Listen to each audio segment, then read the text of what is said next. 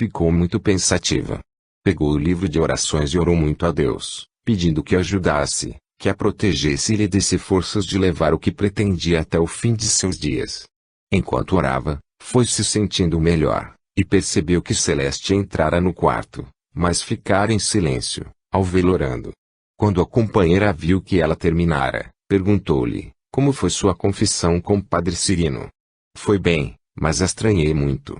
Estava acostumada com o que partiu, eu ainda não me confessei com ele, mas o farei logo, talvez amanhã mesmo. Você viu como ele é jovem e bonito.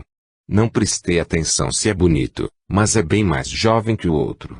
Nisso entrou irmã Felícia e a conversa encerrou-se. Margarida, a madre quer lhe falar, a mim, por quê? Vá até ela e saberá, terei feito alguma coisa errada. Não posso saber. Vá que ela espera. Meio receosa, Margarida foi à sala da superiora, encontrando lá Padre Cirino. Mandou chamar-me, senhora. Sim. Padre Cirino esteve conversando comigo e disse-me que está precisando de alguém que o ajude mais diretamente em seus serviços. Alguém que faça apontamentos, anote-lhe horários, copie orações, enfim, ele precisa de alguém que tenha bons conhecimentos em escrita e leitura, e como sabe que os tem, pediu-me para tirá-la da cozinha para ajudá-lo.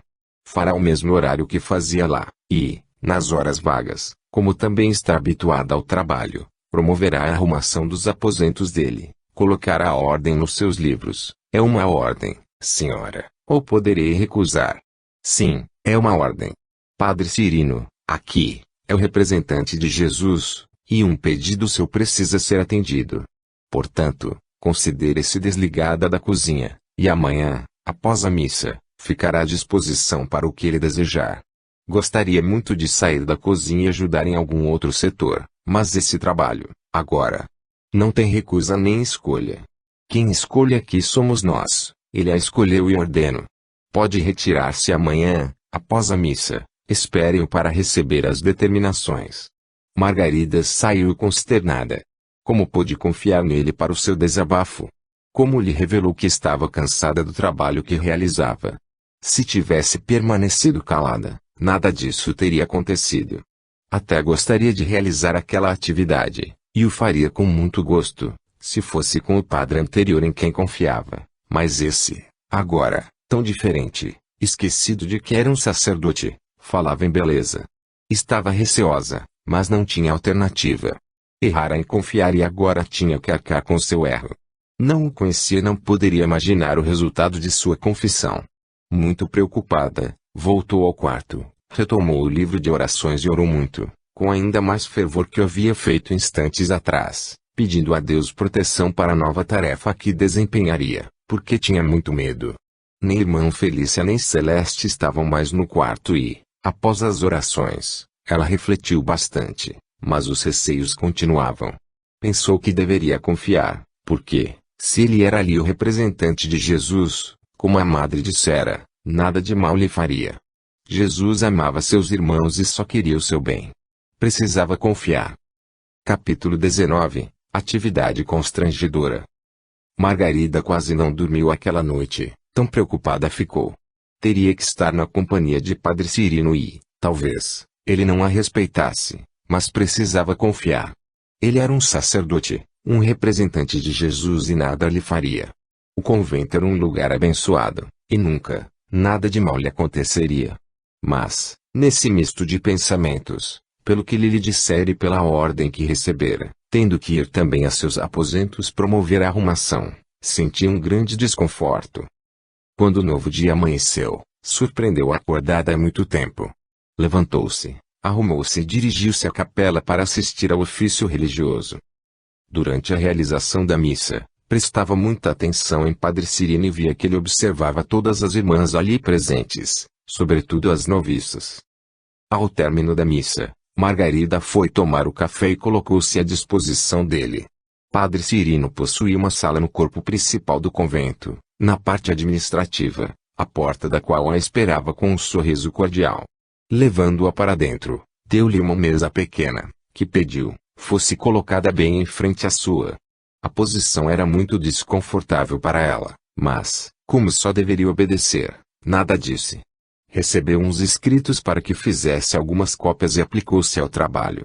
De início, desculpou-se por sua letra não estar tão bonita como antigamente, pelo trabalho que realizara, mas prometeu que logo faria melhor. Padre Cirino, que não estava interessado em letra nem no que mandara copiar, disse que estava muito bem. Sentado à sua frente, constantemente lhe dirigia a palavra para que ela erguesse os olhos do trabalho e olhasse para ele. Margarida percebeu que ele se extasiava nesses momentos, tendo até, num deles, lhe feito um pedido: pare um pouco, que quero mirar a sua beleza que me deslumbra. Não devo, senhor. Aqui vim para um trabalho e quero realizá-lo bem. Quem foi que a tirou daquele serviço tão árduo e indigno de uma princesa? Por favor, esqueça o que lhe contei. Aqui sou como todas as outras. Sou apenas Margarida, não pode negar sua origem. Logo farei com que suas mãos tenham a mesma delicadeza de quando chegou. Mãos de princesa, por favor, Padre Cirino, deixe-me trabalhar, pois que o faça, Margarida, pois que o faça. Margarida abaixou a cabeça para continuar a tarefa, mas não conseguia escrever mais. A letra piorou pelo tremor das mãos e ela parou um pouco. Ele a observava nos menores gestos. Já se cansou, princesa? Margarida nada respondeu e ele insistiu, advertindo-a: quando falo ou pergunto quero ser atendido. Perdão, senhor. Mas não consigo trabalhar pelas suas palavras. Por favor, deixe-me realizar a minha tarefa. Está aqui para isso. Ninguém a impede de trabalhar tranquilamente. Estou nervosa pelo que me fala. Nada disse que a ofendesse. Pelo contrário, louvo-lhe a beleza e me comprazo em olhá-la. Que mal há nisso? Mas, se a perturbo, vou sair um pouco. Pode continuar.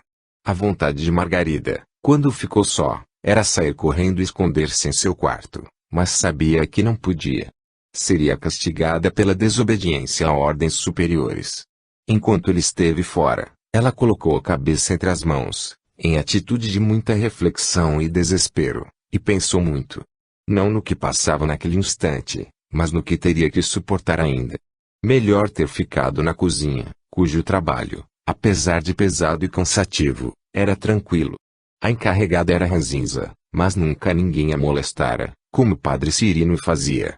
Logo ele estava de volta e, surpreendendo-a nessa atitude, indagou-lhe: não continuou o seu trabalho? Por que está assim? Vejo que em nada o adiantou. Por favor, senhor. Se eu trabalhar sossegada, logo aprontarei tudo o que me pediu. Ninguém a impede.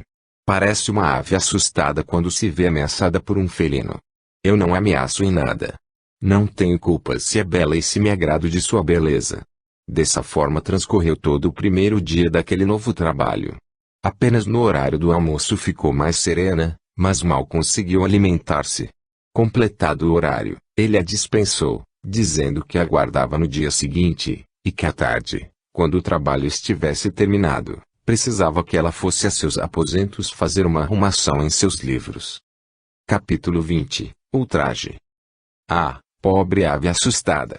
Antes, quando deitava para o repouso, tão cansada vinha, que dormia bem toda a noite, serenamente, apenas aguardando para o dia seguinte, mais trabalho, mais trabalho. Todavia, e agora? A cama não era mais o seu lugar de repouso. Não, não era possível repousar, sentindo-se ameaçada. Padre Cirino em nada a desrespeitara, a nada se atrevera, a não ser suas palavras de jovem galanteador, estranhas na boca de um sacerdote. Porém, não precisava mais, só isso a perturbava e a punha inquieta, e ela temia. No silêncio da noite, quando os pensamentos criam temores que se agigantam dentro de nós, martirizando-nos e tirando-nos completamente o repouso, Margarida pensava, temia e se atormentava. A noite foi longa, mas o dia surgia e era hora de levantar-se e recomeçar. Pensava muito no que lhe dissera ao despedi-la na véspera. Que a queria em seu quarto para a arrumação de seus livros. Logo foi para a missa e, recolhida em si mesma, orou fervorosamente. Tão alheia do ambiente ficou que, na hora da comunhão, teve que ser avisada pela companheira do lado. Caminhou de cabeça baixa, sem levantar os olhos um só instante, e a missa terminou. Fez a primeira refeição e retornou à sala dos tormentos, assim a considerava. Ele recebeu-a com aquele mesmo sorriso com que a recebera no dia anterior, e deu-lhe outras cópias para serem feitas. Margarida obedeceu-lhe e começou o trabalho. Hoje, disse ele, vou deixá-la mais à vontade. Tenho que voltar à capela para as confissões, mas, quando terminar, estarei aqui e, à tarde, como já lhe disse, iremos aos meus aposentos pois quero ensinar-lhe o que deve fazer lá. Margarida nada respondeu e ele retirou-se. Ah, que alívio sentiu sem sua presença. Não fossem as estranhas atitudes, o trabalho em si era muito agradável e ela gostava de realizá-lo. Sozinha, logo cumpriu tudo o que ele determinara, e o realizou bem. Até a caligrafia ficou bonita. Ah, se todos os dias fossem assim, como estaria tranquila, segura. Ao ter esses pensamentos, porém, lembrou-se de que, logo mais, teria que estar a sós com ele, no local desligado do corpo principal do convento, e temia. Os aposentos dele compunham-se de um quarto, uma pequena saleta particular, um local para banhos e nada mais. Não poderiam estar dentro do próprio convento, pela condição de ser padre.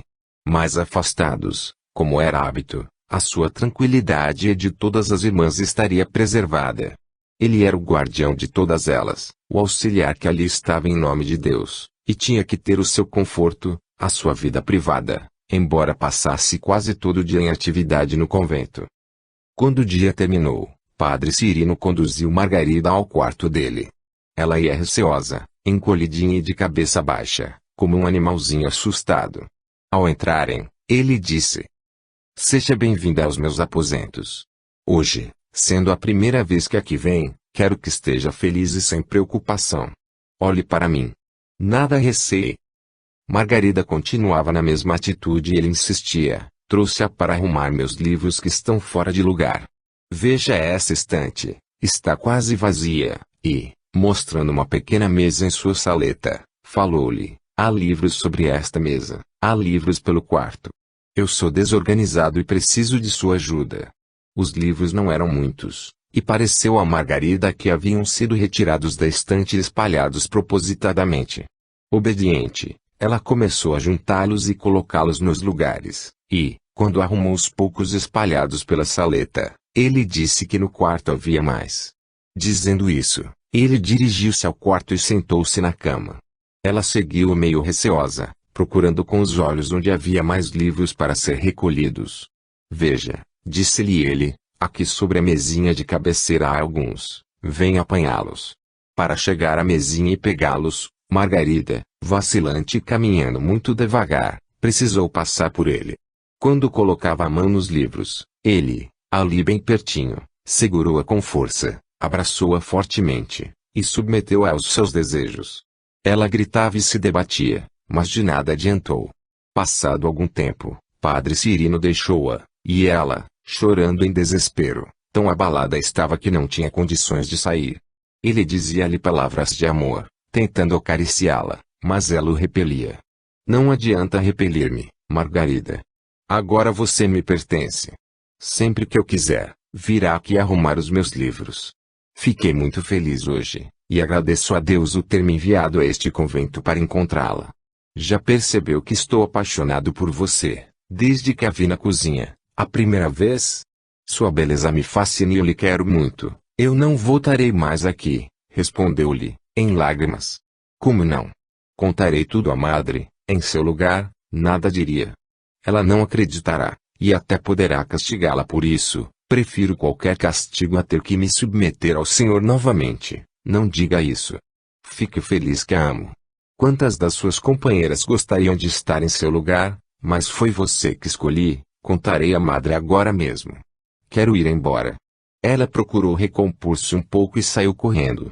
Tão assustada e nervosa estava, que entrou na sala da madre, sem ser anunciada e sem bater a porta. "O que é isso, Margarida?" perguntou-lhe energicamente. "Como entra aqui dessa maneira? Não sabe que deve bater e esperar ser atendida? Perdoe-me, mas estou fora de mim pelo que me aconteceu." "O que lhe aconteceu?" Margarida, envergonhada e em poucas palavras, contou-lhe o sucedido. Ao terminar, ouviu da madre: "Como ousa criar uma fantasia tão grande na sua imaginação? O que aconteceu para inventar essa calúnia contra Padre Cirino?" Devia agradecer-lhe por ter intercedido a seu favor e tê-la tirado daquele serviço pesado. Prefiro voltar a ele, senhora. Quero voltar à cozinha. Quem é você aqui, para querer? Quem manda e decide somos nós, e se Padre Cirino quis ajudá-la, continuará trabalhando com ele. Agora pode ir, e veja bem o que faz e o que fala. Não ouse repetir a ninguém o que veio me contar, porque a castigarei, se souber. Lembre-se do que já lhe falei. Conquanto não acredite em nada do que me disse, Padre Cirino é que é o representante de Jesus e, como tal, faz o que quer, e temos que acatar-lhe à vontade. Capítulo 21, Súplica. Ah, pobre Margarida! Há quanto renunciar em busca de um pouco de paz. Quanto lutara consigo mesmo para manter a dignidade e honradez, e, de um momento para outro, num lugar que entendia, estaria amparado e resguardada, vira-se submetida àquela situação de humilhação e vergonha. Como continuar ali, tão conspurcado estava. Mas se abandonasse o convento e voltasse para casa, seria ainda muito pior. Não seria só ela a sofrer, mas toda a família.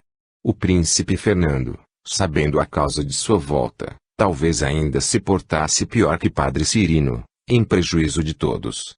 Escolher essa vida e teria que suportar tudo o que dela lhe adviesse. Orava muito, chorava quase em desespero, mas não tinha outra solução.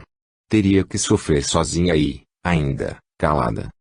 No quarto, numa confusão de tantos pensamentos, sentindo-se humilhada, ultrajada em sua dignidade, Celeste entrou, encontrando-a em prantos. Por mais que insistisse para que ela contasse o que havia ocorrido, nada podia dizer. Se a madre se colocara a favor de Padre Cirino, não tinha dúvidas de que a castigaria, aumentando-lhe o sofrimento. Quando irmã Felícia chegou, encontrando-a em desespero, nada disse ou perguntou. Interpelada por Celeste para que fizesse alguma coisa por ela, apenas respondeu: deixemo-la entregue a si mesma. Deve estar com saudades de casa. E normal que isso aconteça, às vezes. Após tantos meses? Perguntou Celeste, revelando preocupação. Sim, sempre há tempo de sentir saudades e hoje, talvez, tenha sido o seu dia. Deixe em paz. Margarida passou o resto daquela tarde deitada e não se levantou nem para o jantar. Ali ficou prostrada, infeliz, e até uma certa revolta contra Padre Cirino, sentia em seu íntimo. Como o que não tem solução, por si só se desfaz ou se agrava, ela deveria deixar a vida transcorrer, e acatar as determinações da madre. Se ela não acreditou, ou quiser evitar problemas, falaria ela própria, rogaria, imploraria ao padre, no dia seguinte, que a dispensasse daquela função. Naquela noite ela não dormiu um instante sequer. Ao levantar-se, pela manhã, tinha que fazê-lo e cumprir as obrigações. Os olhos estavam vermelhos e inchados, a fisionomia triste e cansada. Caminhou como um automato e foi à missa.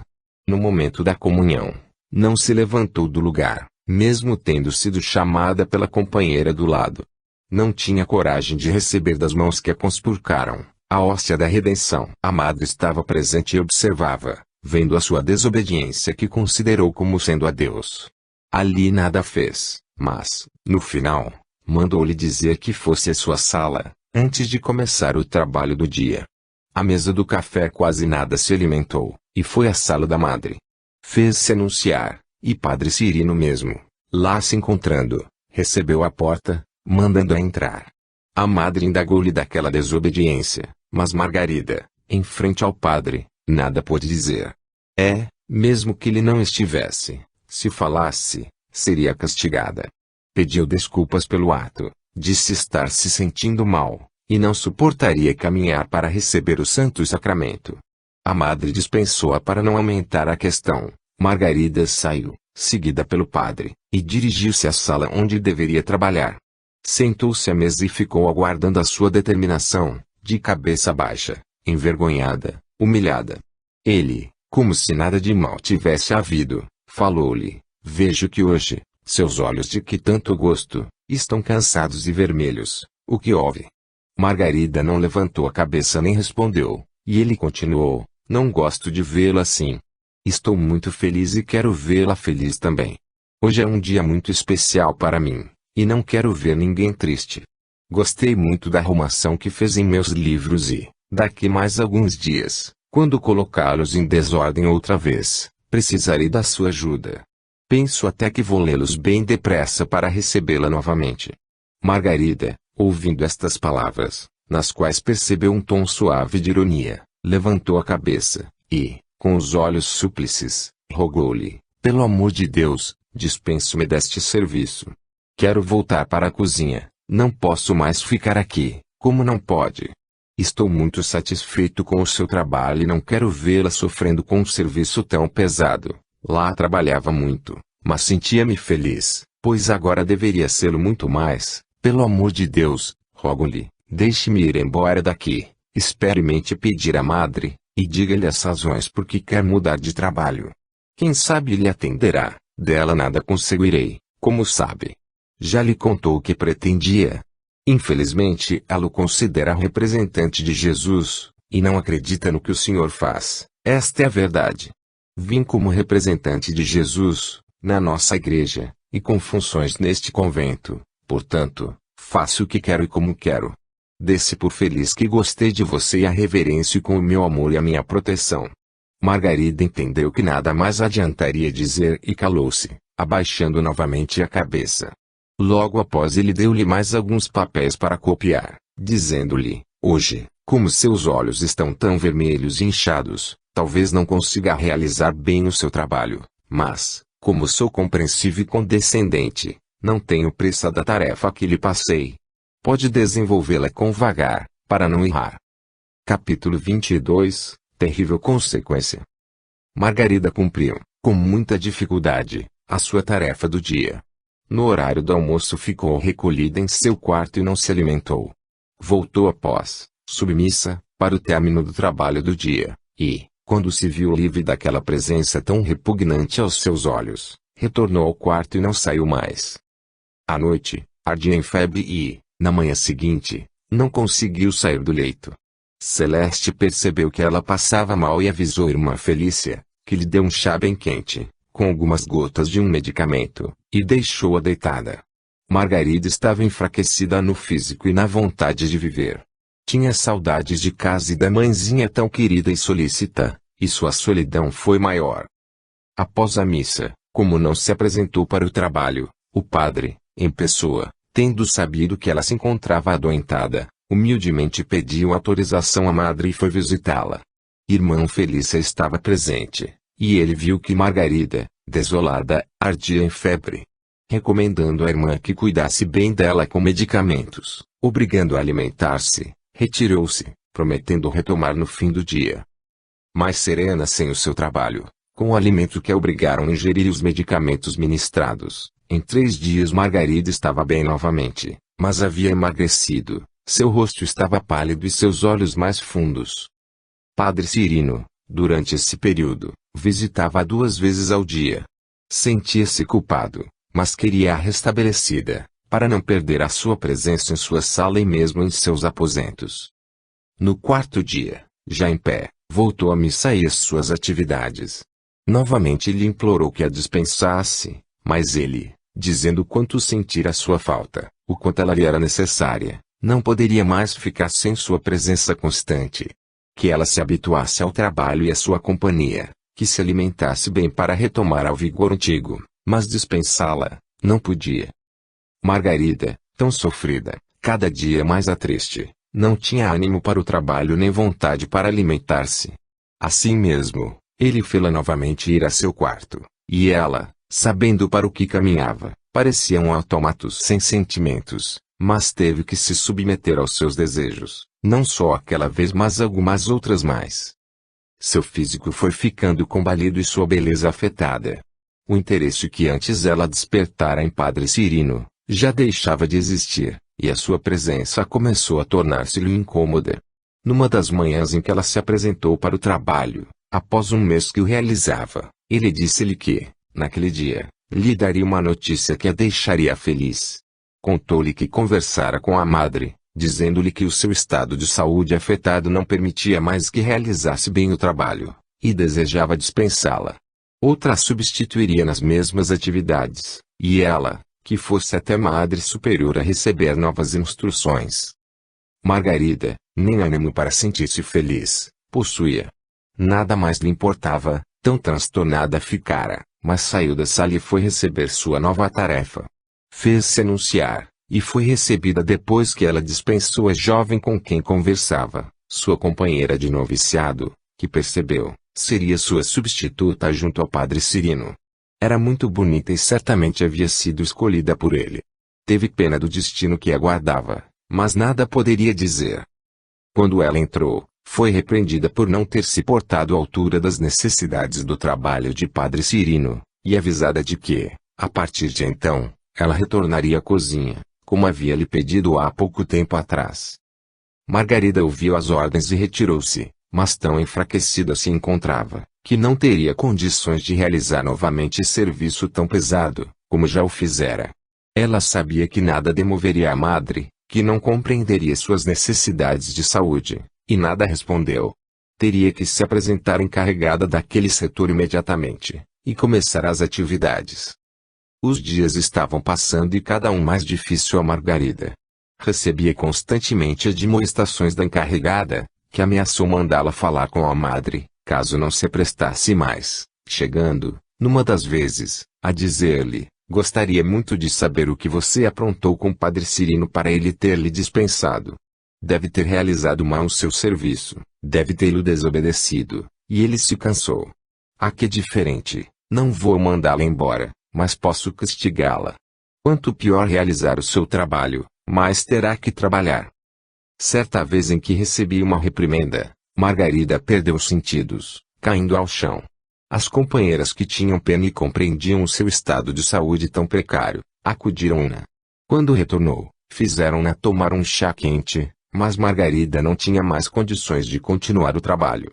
Pediu à chefe que a dispensasse naquele dia, e ela concordou, não sem antes lhe dizer umas imprecações. Ah, pobre Margarida, a sua saúde tão abalada, sua vontade tão nulificada, a sua tristeza tão grande, nada mais esperava da vida. A paz e a tranquilidade que tanto aguardava, nunca lhe chegaram. Ali não era o lugar que imaginara para o refúgio e a serenidade de seus sentimentos.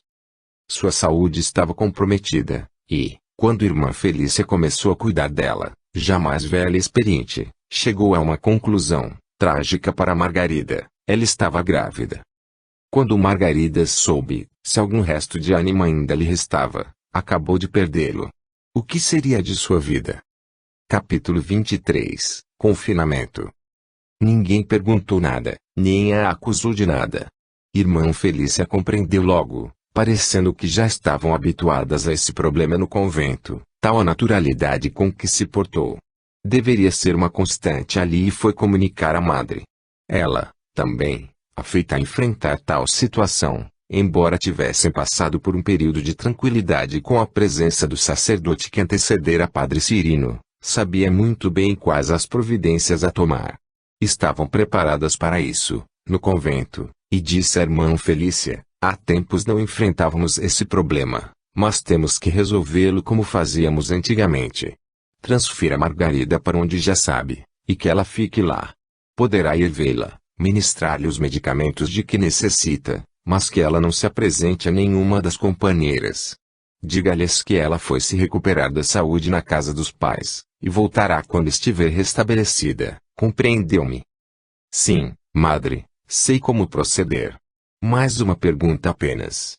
Lá, agora, não tem ninguém, como a deixaremos só?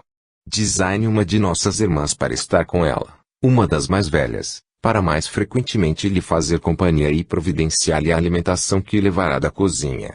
Elas já sabem como proceder. Veja bem quem vai escolher e depois me comunique. Faça a transferência hoje mesmo, num momento em que Celeste não estiver no quarto. Está bem, irmã.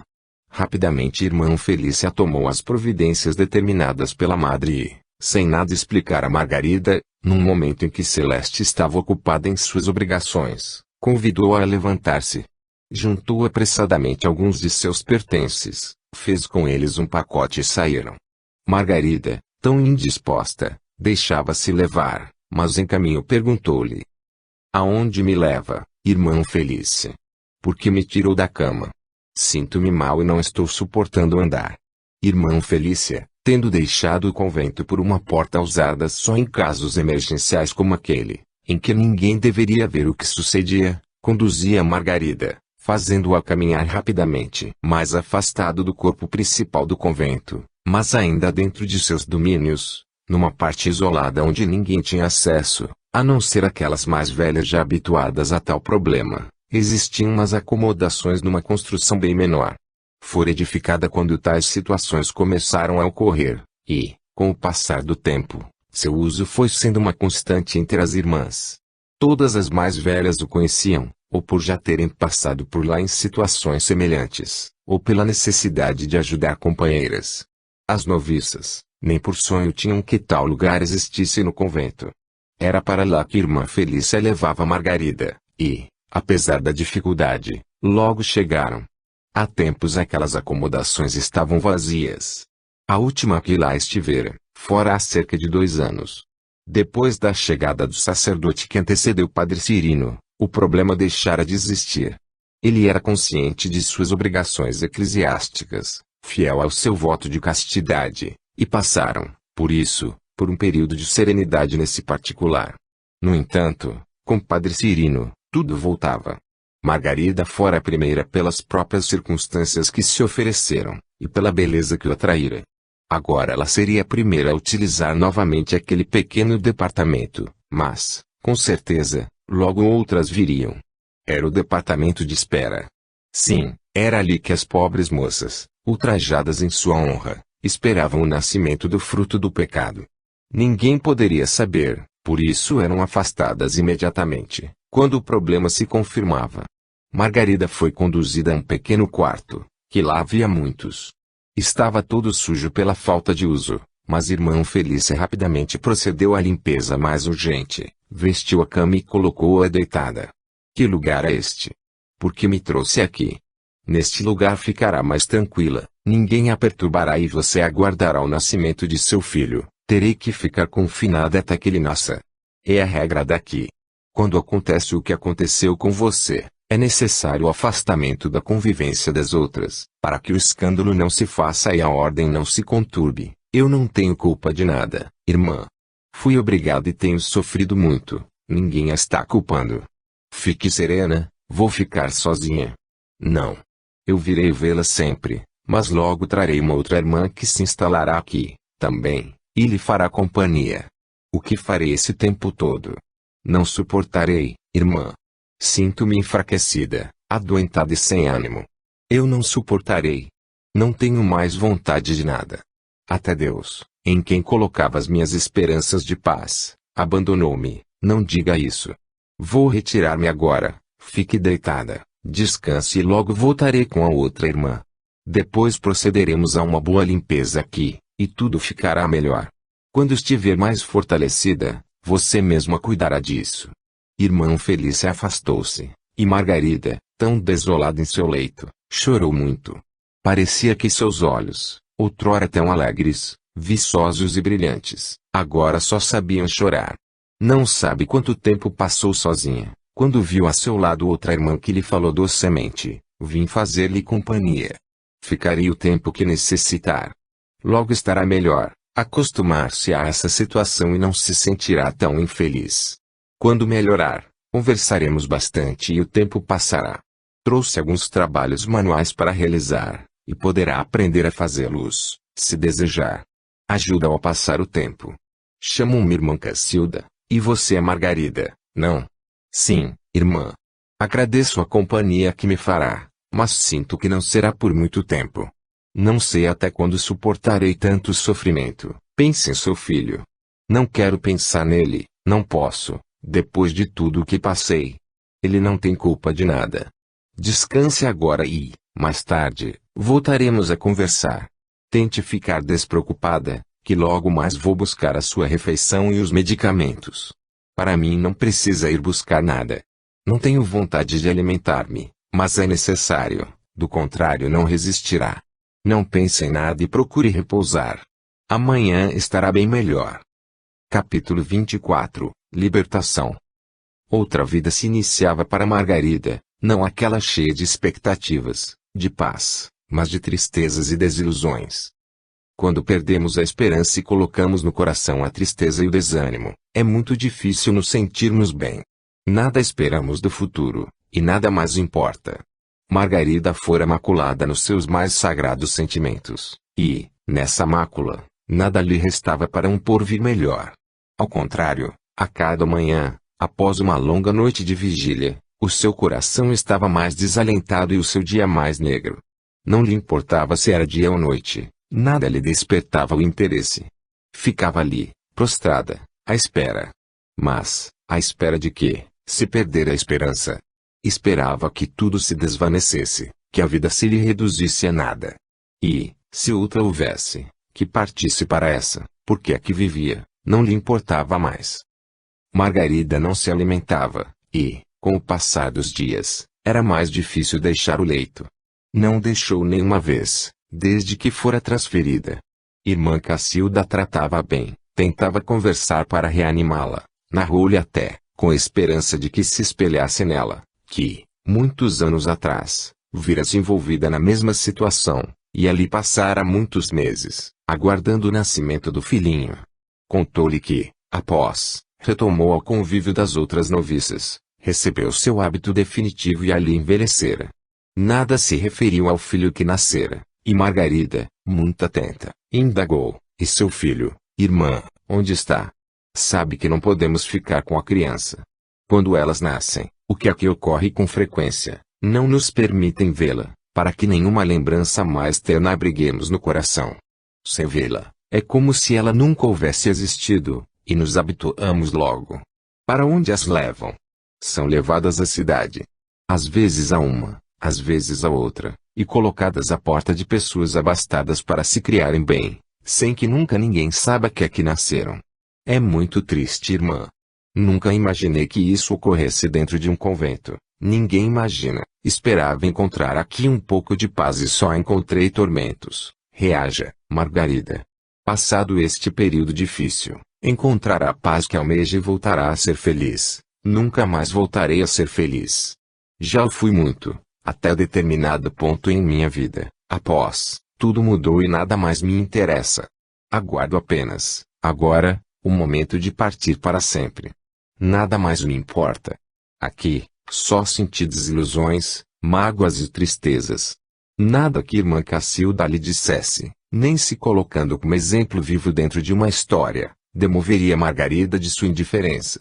Os medicamentos dos quais ela não podia se furtar, eram-lhe ministrados, todavia, as refeições trazidas eram sempre recusadas.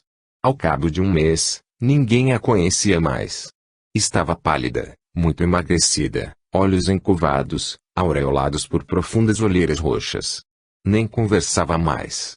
Não reagia a nada, a nenhum estímulo exterior. Voltara-se totalmente para dentro de si mesma, para suas mágoas, dores, decepções e desesperanças. Esperava apenas um momento, o de libertar-se de tudo. E essa libertação não se fez esperar muito tempo. Numa noite, após ter estado completamente prostrada há alguns dias, irmã Cacilda percebeu que ela partira. Sua imobilidade foi total.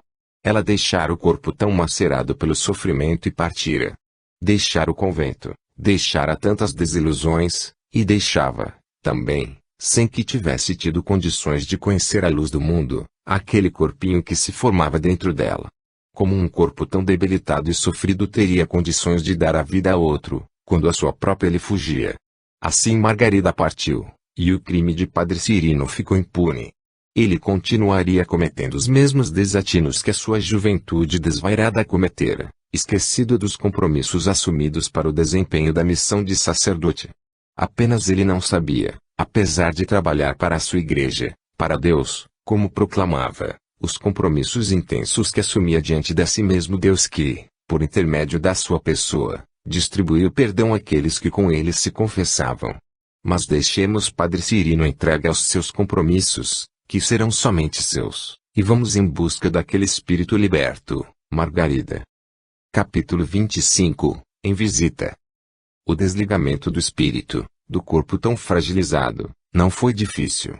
O anseio de libertação, já promovia, por si só, o desprendimento, e o momento supremo foi sereno, Por isso fugiu até a percepção de irmã Cacilda. Todavia, aquele que abrigava esses anseios de liberdade, o que faria, possuindo-a plenamente? O estado de torpor comum aos espíritos pelo choque da mudança de planos, em Margarida foi muito curto. Ela, aos poucos, pelos desgostos, pelo sofrimento e pela falta de vontade de viver, transmitia ao espírito a sensação de desligamento, e, quando o ato se consumou, não permaneceu inconsciente por muito tempo. Margarida não levava da terra compromissos. Pelo contrário, levava louros pelo sacrifício que fizera para não perturbar a felicidade da irmã, e por toda a humilhação e sofrimento tão intensos que suportara no convento, calada, submissa. Agora estava livre. Ficou ali mesmo naquele quarto por algum tempo, o suficiente para recobrar a lucidez e a liberdade que almejava. Quando deu acordo de si, não mais sofria, não mais estava debilitada e percebeu a realidade. Deixara aquele corpo macerado e ainda vivia. Como vivia tão livre, e novamente com a mesma beleza que havia sido tão maltratada. A leveza que sentia, a alegria no coração, só lhe trouxeram a confirmação do que imaginava. Seu corpo não estava mais naquele quarto. Percebeu que outra jovem, desconhecida para ela, o ocupava, e a lucidez completa voltou-lhe. Era outra vítima de Padre Cirino. Procurou movimentar-se e não sentiu nenhuma barreira. Ouviu uma voz muito doce que lhe disse: "Você pode, Margarida. Está livre para os seus desejos. Vá, ande, corra, voe para onde desejar. Tente, saia deste ambiente que a fez sofrer tanto. Vamos, eu a acompanho, eu a conduzirei." Margarida olhou para os lados e percebeu um ser diáfano que a olhava com serenidade e ternura, estendendo-lhe as mãos. Ela não hesitou. Nada tinha a temer e, num instante, arremessou-se fora dali. A natureza, ao redor do convento, era muito bela, e nela abrigaram-se por alguns instantes. Respirou fundo, sentiu toda a liberdade que desejava e que a envolvia, e considerou-se feliz. Sim, após tanto tempo, que ainda não sabia precisar quanto, desde que deixara o seu lar, era feliz. Recordou-se dos familiares, de seus pais queridos, de Mafalda, e até do príncipe, mas de modo muito diferente de quando deixara o palácio. Aquele ser estranho, mas tão belo e angelical ainda acompanhava aí, percebendo seus pensamentos. Disse-lhe: "Sei o que deseja e fale-ei à vontade, leva-me junto dos meus." "Sim, levá-la-ei aos seus, poderá revê-los e depois me acompanhará ao lugar que lhe está reservado." "Aonde me leva, depois?" "Vamos primeiro visitar os seus, depois a levarei comigo ao lugar que fez jus diante de Deus, pela forma como soube portar-se durante sua vida na terra, e pelo muito que sofreu, sempre submissa e resignada. Vamos." Margarida sentia-se ambiciosa. Em poucos minutos voltara ao local que a distanciava do convento muitas horas, numa viagem difícil e cansativa, como fizera quando fora. Antes de entrar, quis examinar toda aquela região que amava, cuja natureza fora privilegiada por Deus. Após alguns instantes, entraram. O seu lar, os lugares por onde correra tanto em criança, o salão onde tantas festas fizeram a sua alegria, mas não via ninguém. "Onde se encontram todos?" perguntou.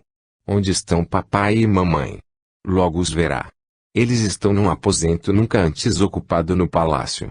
Um novo habitante aqui chegou e agora faz parte da família, devolvendo a todos a alegria que haviam perdido pela sua partida. Vamos, então, quero ver." Adentrando um quarto, ele encontrou o rei, seu pai, e a rainha, sua mãe, ao redor de um lindo bercinho cor-de-rosa. "Quem é esta criança?" "Olhe bem que saberá, é filho de Mafalda."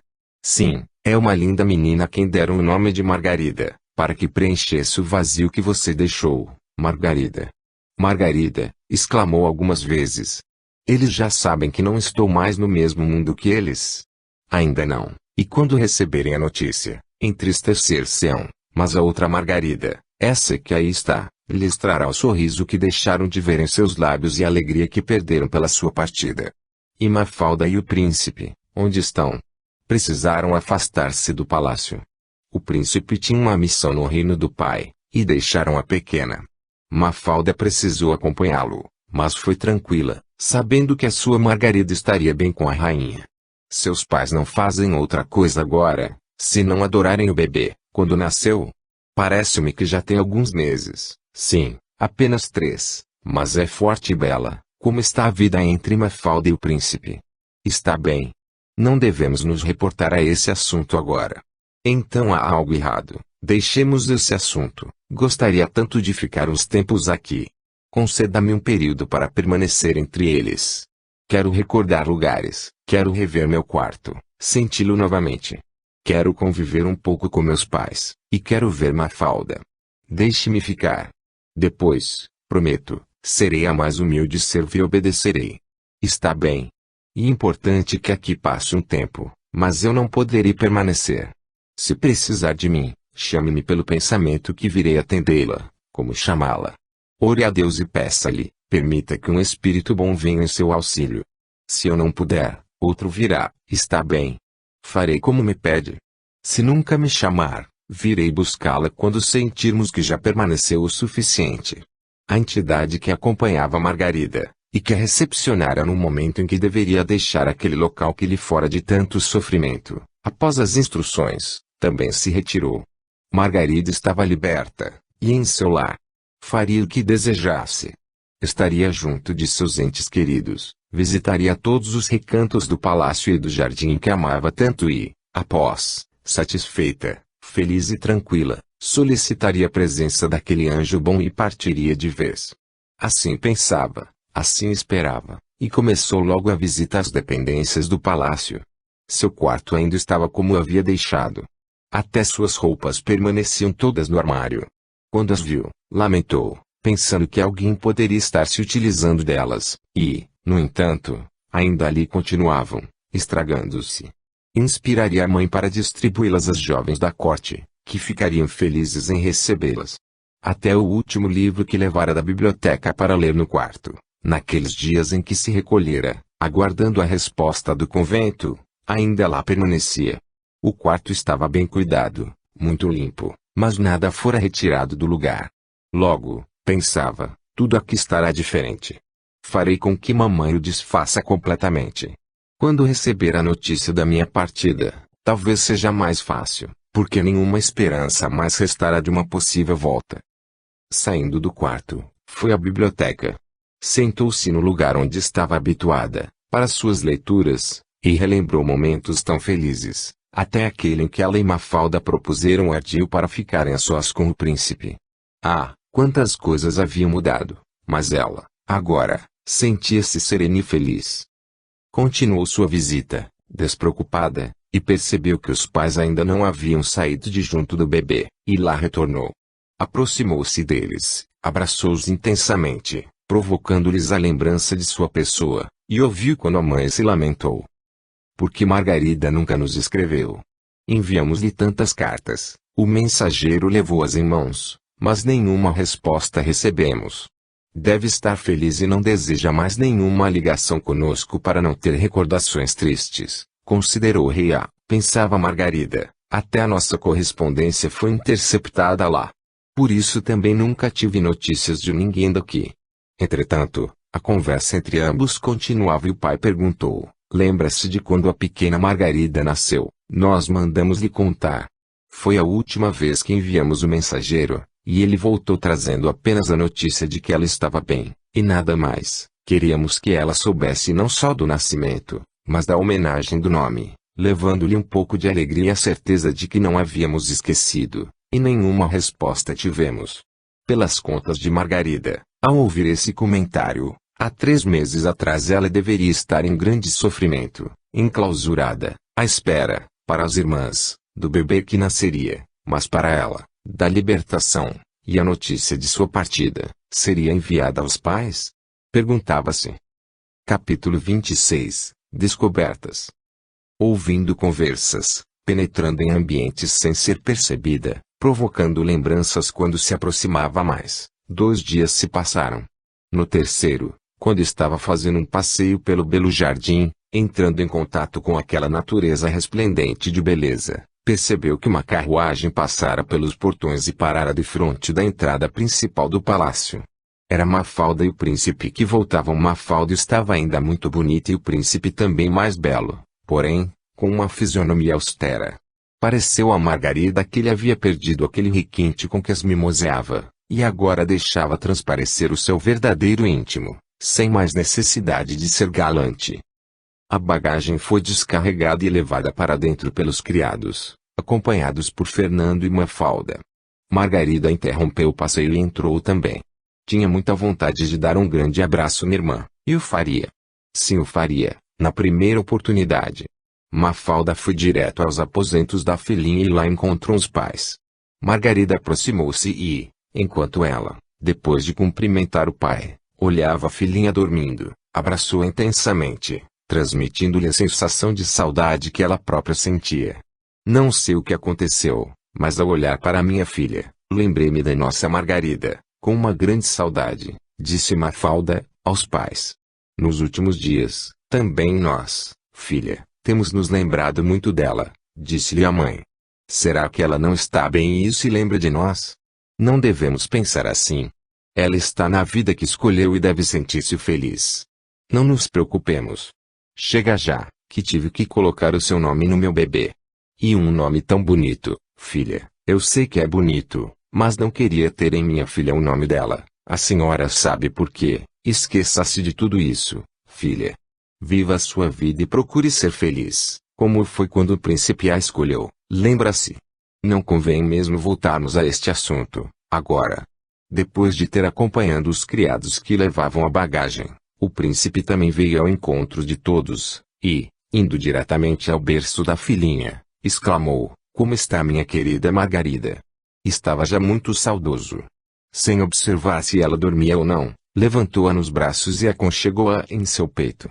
Mafalda, que desejara ter feito o mesmo, mas respeitar o seu sono, falou-lhe energicamente, não devia ter feito isso. Você viu que ela dormia e atrapalhou o seu sono. Com o movimento da retirada do berço e as palavras ásperas de Mafalda, a pequena começou a chorar. Ela tentava tirá-la dos braços do pai para embalá-la, mas ele a segurava firmemente dizendo, deixa comigo mais um pouco. Estava com saudades, dê-me, Fernando. Não vamos começar uma briga, mal chegamos, insistia Mafalda. Margarida, quietinha em seu canto, assistia a essa cena, conjecturando, então eles costumam brigar? Pelas palavras da irmã, as brigas deveriam ser habituais. Vendo aquela situação constrangedora, o rei fez sinal à rainha para se retirarem e Margarida acompanhou-os. Fora do quarto, o rei manifestou-se, não sei o que há entre ambos. Não ficam muito tempo juntos sem brigar. Tudo é motivo para que uma altercação comece, e parece que Mafalda está sempre pronta a lhe arremeter reprimendas. Você sabe por quê, lembrou-lhe a rainha. Mas ela partiu. Foi embora justamente para deixá-los felizes. Será que o sacrifício da nossa Margarida de nada adiantou? Tudo piorou quando ele insistiu em colocar na filha o nome dela. Mafalda não o perdoa por isso. Margarida acompanhava essa conversa e entristeceu-se. Ausente há mais de um ano, tendo se afastado logo após o casamento, justamente para não interferir, como podia estar sendo motivo de problemas entre eles. Teria, Mafalda, ciúme dela. Por que isso acontecia? Enquanto pensava e fazia indagações, os pais continuavam, eu gostei de termos novamente uma Margarida entre nós. Sinto-me como na época em que a nossa nasceu, expressou-se o rei, revejo, na nossa neta, a filha querida de quem estou muito saudoso, muito mais ainda nestes dias, talvez tenha sido a permanência maior junto da pequena, pela ausência dos pais, deve ter sido isso. Mas Mafalda devia ser mais compreensiva. Ela é a esposa, foi a escolhida. Se o príncipe a escolheu é porque a preferiu. Mafalda imagina que ele amava Margarida e a escolheu por alguma outra razão. Se assim pensou, deveria tê-lo recusado, ponderou o rei. Mas ela percebeu só depois que a nossa Margarida foi embora. Você sabe disso. Lembra-se do motivo principal que a afastou daqui? Ela estava certa, Fernando não lhe mentira. Ele amou mesmo, apenas não a escolheu porque deve estar imaginando alguma vantagem no seu casamento com Mafalda. Margarida mesma já havia nos advertido disso e tenho estado atento. Até agora nada percebi, a não ser que ainda nada tenha feito e apenas arquiteta. Preciso saber exatamente o que ele foi fazer junto do pai. Foi apenas uma visita. Antes da pequena nascer, Mafalda não podia viajar. Depois, enquanto era muito novinha, também não deveria deixá-la. Agora era o momento certo. Você sabe que Mafalda não o deixaria ir só. Espero que tenha sido só isso. Fique atento, mas não crie fantasmas para não sofrer. Na verdade, a maneira deles tem sido felizes. Mafalda não perdoou o estado em que ele ficou quando Margarida partiu. Revelou claramente que a amava e estava sentindo a sua falta. Foi só aí que ela percebeu. Se assim não fosse, teria encarado a sua partida com naturalidade. Depois, com a espera do filho, a convivência entre ambos melhorou. Mas, quando chegou o nascimento, a insistência dele em colocar o nome de Margarida, ao ver que era uma menina, fez reviver tudo outra vez, e Mafalda sentiu-se muito magoada. Ele não deve tê-la esquecido, se realmente a amava. Você percebeu que ele nem se importou por não ter nascido um homenzinho? Era natural que quisesse um filho homem, como todos, principalmente nós, que vivemos da sucessão de tronos. Ele transferiu para a filha toda a afeição que sentia pela nossa Margarida. Ah, meu querido, o quanto a nossa Margarida teria sido feliz com ele, se o que aparenta sentir é verdade, ele também teria sido mais feliz, e Mafalda saberia enfrentar melhor a recusa. Por isso imaginamos que ele deva ter algum plano arquitetado. Aguardemos, mas estou atento. Margarida estava surpresa por tudo que ouvia. Nunca imaginara que, no palácio, estivesse ocorrendo uma tal situação. Teria que fazer alguma coisa para ajudá-los. Se já uma vez partira para não interferir na felicidade de ambos, agora voltava, e se esforçaria para promover essa mesma felicidade que, pelo que ouvira, estava muito abalada. Se a sua pessoa tinha sido a causa de desacertos entre o casal, lutaria, mas os uniria outra vez. Não sabia como fazê-lo, livre do corpo, mas pediria ajuda àquele anjo bom que a trouxera, e alguma coisa faria. Queria-os unidos, muito mais que antes. Queria o príncipe amando sua irmã, para a felicidade de todos. Se ele a escolhera, algum sentimento, além do interesse, deve tê-lo impelido também. Faria com que esse sentimento revivesse e, quem sabe, se transformasse em amor. Diante desse seu desejo, qual a medida a tomar? Rogar imediatamente a ajuda daquela entidade angélica que se colocara à disposição para qualquer auxílio, observar ainda mais. Se a chamasse imediatamente, poderia, com seu auxílio, resolver um problema, mas deixar outros dos quais ainda não tivesse tomado conhecimento. Assim, decidiu que seria mais eficiente se observasse um pouco mais. O príncipe havia voltado de uma viagem ao seu reino de origem, e, se estavam atentos às suas atitudes, ela precisaria ajudar também o pai, se alguma cilada se lhe preparava. Apesar do que havia ouvido quanto ao amor do príncipe, ou em razão mesmo desse amor, não confiava nele. Se ele tivesse agido, seguindo a voz do coração, como prometera, tê-la-ia escolhido, e comprovado ficou que a amara. Se não o fez, é porque abrigava, não no coração, mas na mente, outros planos. Precisava ouvir mais, estar mais atenta ainda que o próprio pai. Ela penetraria ambientes aos quais o pai muitas vezes não teria acesso, e, mesmo que tivesse, seria visto. Teria condições até, se atentasse agudamente em seus momentos de introspecção, de captar-lhe alguns de seus pensamentos. Ainda não tinha essa capacidade, mas se esforçaria para adquiri-la. Aplicar-se-ia nela com muito empenho e seria capaz, se não de captar seus pensamentos completos, pelo menos de partes importantes. Diante dessas reflexões, resolveu que ainda não era o momento de pedir ajuda. Observaria primeiro, levantaria todas as necessidades, e depois sim, apelaria para aquele anjo que se fizera seu protetor, e juntos poderiam conseguir um pouco mais de tranquilidade para seus familiares. Capítulo 27 – A notícia. Na tarde do dia seguinte, juntamente com a correspondência que chegava, às vezes, para o rei, uma carta destacou-se entre as demais. Quando ele percebeu que trazia o lacre do convento, chamou logo a rainha antes de abri-la. Querida, deve ser de Margarida. E a primeira que recebemos. Abra-a, logo. Sim, eu o farei. Estou ansioso para receber notícias da nossa filha. Deve ser a comunicação do recebimento de seu hábito definitivo. Vamos, abra-a. O rei abriu aí. À medida que lia, a rainha foi percebendo a desolação tomar conta de seu semblante. E, antes mesmo de terminar, recostou a cabeça no espaldar da cadeira, como que se alheando do